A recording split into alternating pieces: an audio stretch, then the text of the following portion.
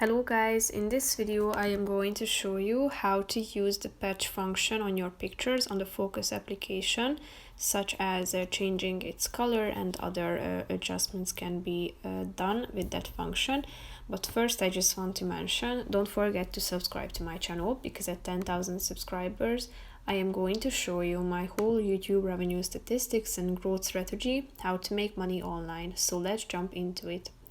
First of all, open the application on your phone and select the picture that you would like to edit. Click on this brush or paint icon down below that you can find in the right side corner of the screen.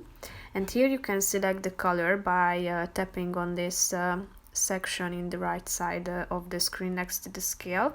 And you can adjust it by tapping on the scale button in the middle of the screen. Then if you tap on the brush button, you can select the size of the brush, and then you can start drawing or brushing over the picture. Here you can use the eraser function to erase the relevant parts that you want to. You can also tap on the restore button, so you can also wipe over the necessary areas that you want to reset to the original form. You can select the hardness and the flow, and if you click on the original button you can also set it back to the original copy.